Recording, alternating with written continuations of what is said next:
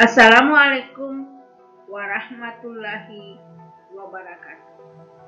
Selamat datang dan selamat bergabung di kelas Pendidikan Pancasila dan Kewarganegaraan untuk kelas 12.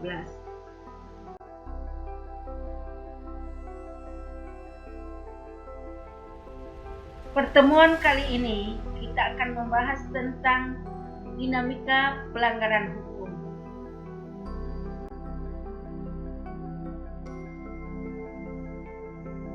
Untuk materi ini, kita akan membahas 3 hal.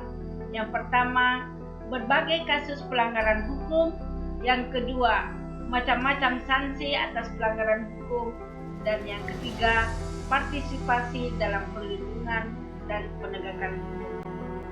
Kita mulai yang pertama, berbagai kasus pelanggaran hukum.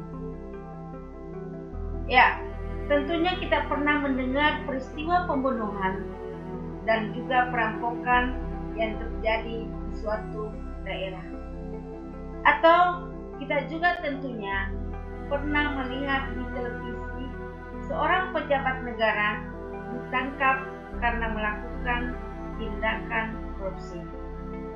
Nah, pembunuhan, perampokan, dan korupsi tersebut merupakan sebagian contoh dari pelanggaran hukum.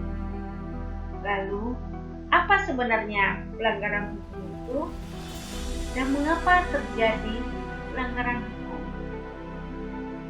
Ya, pelanggaran hukum disebut juga perbuatan melawan hukum, yaitu tindakan seseorang yang tidak sesuai atau bertentangan dengan aturan yang berlaku. Dengan kata lain, pelanggaran hukum merupakan pengingkaran terhadap kewajiban-kewajiban yang telah ditetapkan atau peraturan atau hukum yang berlaku.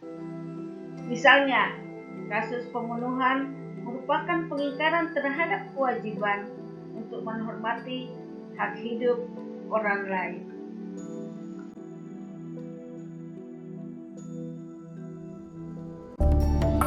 Berikut KPK menetapkan Menteri Sosial Juliari Batubara dan 2 pejabat pembuat komitmen Kemensos serta 2 pihak swasta sebagai tersangka kasus dugaan korupsi dana bantuan sosial COVID-19.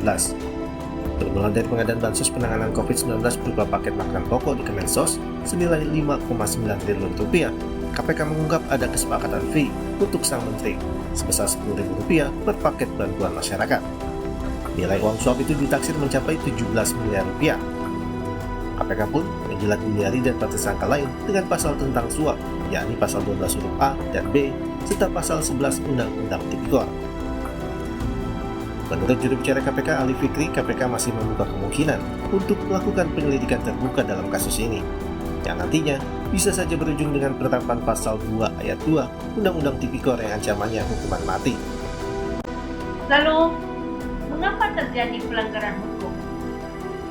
Seperti kita ketahui bahwa pelanggaran hukum merupakan bentuk ketidakpatuhan terhadap hukum. Ketidakpatuhan terhadap hukum dapat disebabkan oleh 2 hal. Yang pertama adalah pelanggaran hukum oleh si pelanggar sudah dianggap sebagai kebiasaan.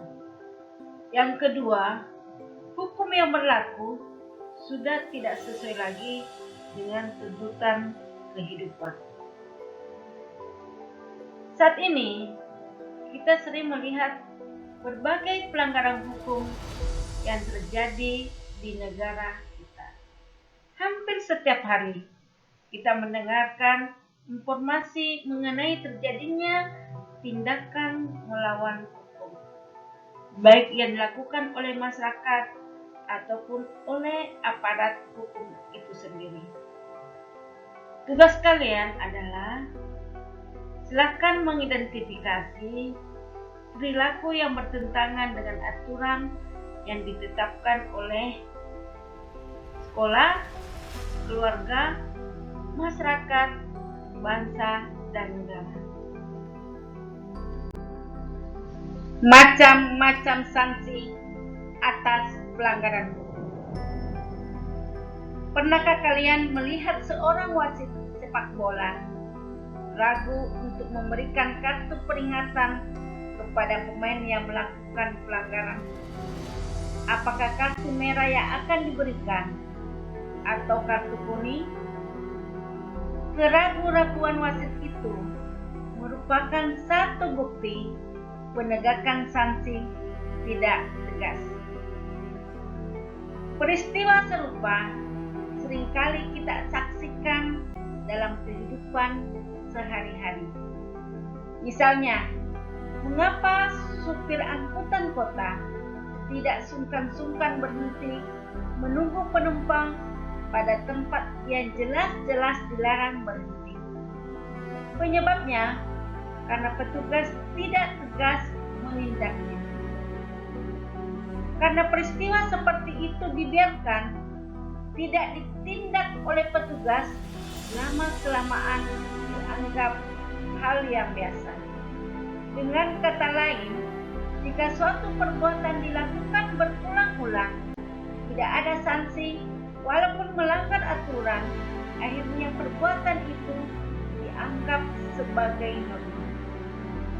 Seperti kebiasaan supir angkutan kota tadi, karena perbuatannya itu tidak ada yang menindak, akhirnya menjadi hal yang biasa saja.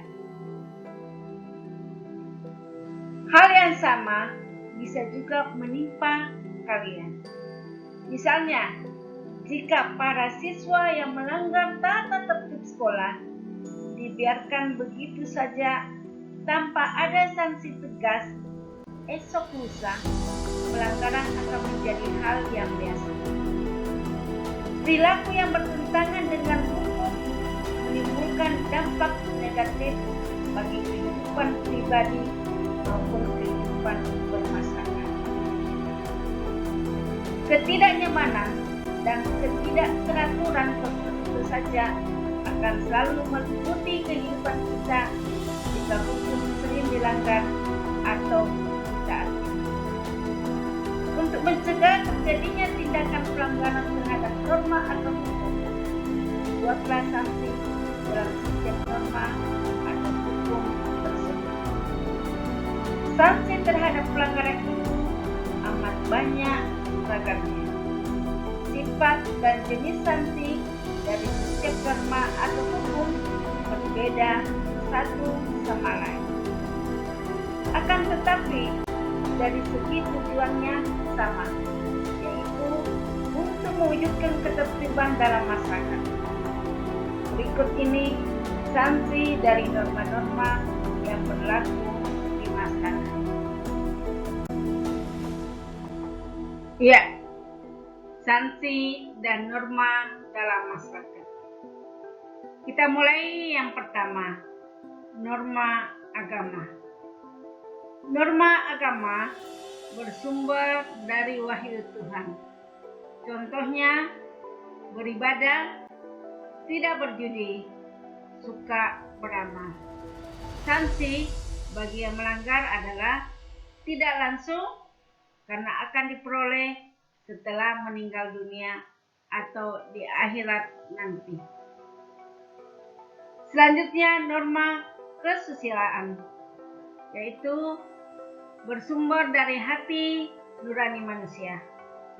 Contohnya, berlaku jujur, tidak berbohong, menghargai orang lain. Sanksinya tidak tegas karena hanya diri sendiri yang merasakan rasa bersalah, menyesal, malu, dan sebagainya. Kemudian norma kesopanan bersumber dari pergaulan manusia. Contohnya, menghormati orang yang lebih tua, tidak berkata kasar, menerima dengan tangan kanan, dan permisi ketika masuk di rumah orang. Sanksinya tidak tegas, tetapi dapat diberikan oleh masyarakat dalam bentuk celaan, cemoohan, atau pengucilan dalam pergaulan. Sementara hukum, norma hukum, yaitu pedoman hidup yang dibuat oleh badan yang berwenang yang bertujuan untuk mengatur manusia dalam kehidupan berbangsa dan bernegara. Berisi tentang perintah dan larangan. Contohnya, harus tertib, harus sesuai dengan prosedur, dilarang mencuri dan membunuh. Sanksinya tegas dan nyata, serta mengikat dan memaksa bagi setiap orang tanpa terkecuali, seperti sanksi hukuman mati, hukuman penjara, kurungan, dan denda.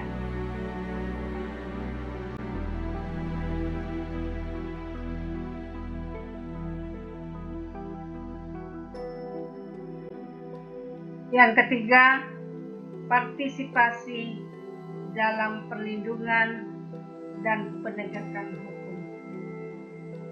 Ya, setelah menganalisis berbagai macam kasus pelanggaran hukum dan memahami sanksi atas pelanggaran hukum yang dilakukan, tentu saja sekarang muncul keyakinan akan pentingnya perlindungan dan penegakan hukum makin tinggi.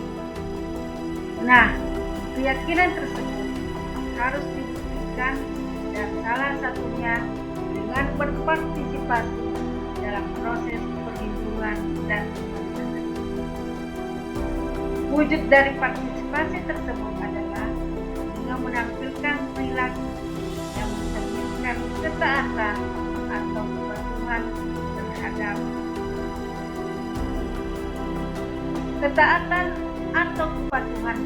terhadap hukum yang berlaku merupakan konsep nyata dalam diri seseorang dan diwujudkan dalam perilaku yang sesuai dengan hukum yang berlaku.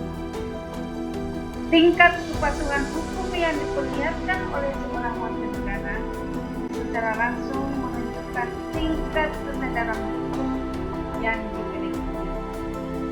Kepatuhan hukum mengandung arti bahwa seseorang memiliki kesadaran untuk pertama, memahami dan menggunakan peraturan perundangan yang berlaku. 2. Mempertahankan tertib hukum yang ada. Dan yang ketiga, menegakkan kepastian hukum. Adapun ciri-ciri seseorang yang berperilaku sesuai dengan hukum yang berlaku dapat dilihat dari perilaku yang diperbuatnya. Yang pertama, disenangi oleh masyarakat pada umumnya. Yang kedua, tidak menimbulkan kerugian bagi diri sendiri dan orang lain. Yang ketiga, tidak menyinggung perasaan orang lain. Yang keempat, menciptakan keselarasan. Dan yang kelima, mencerminkan sikap sadar hukum. Dan yang terakhir, mencerminkan kepatuhan terhadap hukum. Perilaku yang mencerminkan sikap patuh terhadap hukum harus kita tampilkan dalam kehidupan sehari-hari, baik di lingkungan keluarga, sekolah, masyarakat, bangsa dan negara, sebagai bentuk perwujudan partisipasi dalam proses penegakan dan perlindungan hukum.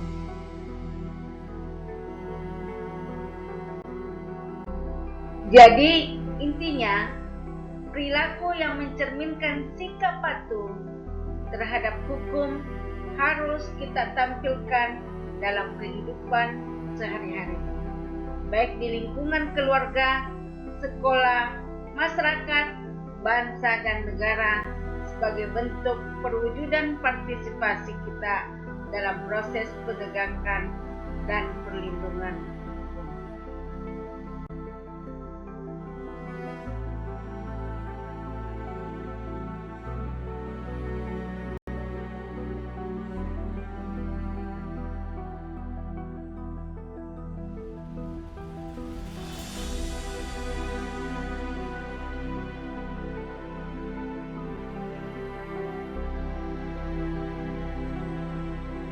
Oke, demikianlah pertemuan kali ini. Terima kasih. Salam merdeka.